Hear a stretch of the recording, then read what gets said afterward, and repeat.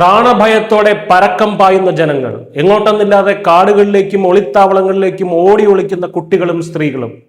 നൈജീരിയയിൽ നിന്ന് വീണ്ടും പുറത്തു വരുന്നത് ഇസ്ലാമിക ഭീകരതയുടെ ചോര മരവിക്കുന്ന കാഴ്ചകളാണ്.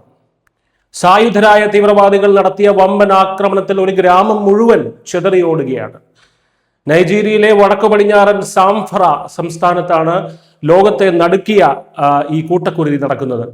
തുങ്കൻ ദുസ്തെ എന്ന ഗ്രാമത്തിലേക്ക് ഇരച്ചുകയറിയ ഇസ്ലാമിക സായുധ സംഘം 38 നിരപരാധികളെയാണ് അതിക്രൂരമായി കൊലപ്പെടുത്തിയത്. തോക്കൻ മുനയിൽ ഭയന്നു വിറച്ച് നിരവധി സ്ത്രീകളെയും കുട്ടികളെയും ഭീകരർ തട്ടിക്കൊണ്ടുപോയി.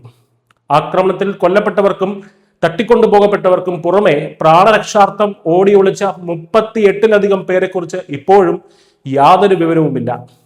ഉറ്റവരെ കാണാതായതോടെ ആശങ്കയിലായ ബാക്കിയുള്ളവർ ഗ്രാമങ്ങളിൽ നിന്ന് പലായനം ചെയ്യുകയാണ്. രഹസ്യാന്വേഷണ വിവരം ലഭിച്ചിട്ടും കൃത്യമായ യാത്രാ സൗകര്യങ്ങൾ ഇല്ലാത്തതിനാൽ പോലീസിന് സമയത്തിന് എത്താൻ കഴിയാതിരുന്നത് ദുരന്തത്തിന്റെ വ്യാപ്തി വർദ്ധിപ്പിച്ചു. ഒരു സുപ്രഭാതത്തിൽ ഉണ്ടായ ഒറ്റപ്പെട്ട സംഭവമല്ല ഇത് എന്ന് ഓർക്കണം.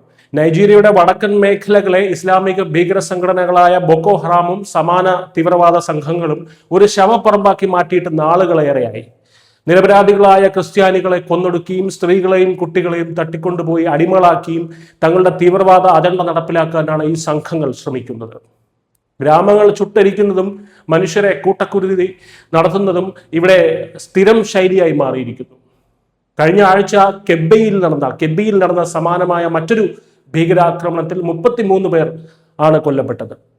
ഈ നരനായാട്ടിനെതിരെ ആഫ്രിക്കൻ യൂണിയൻ ശക്തമായ അപലപനം രേഖപ്പെടുത്തിയിട്ടുണ്ട്. സ്ത്രീകളെയും കുട്ടികളെയും ലക്ഷ്യം വെച്ചുള്ള ഈ ഇസ്ലാമിക തീവ്രവാദ പ്രവർത്തനങ്ങൾ മനുഷ്യത്വരഹിതവും സമാധാനത്തിന് കടുത്ത ഭീഷണിയുമാണെന്ന് അവർ വ്യക്തമാക്കി.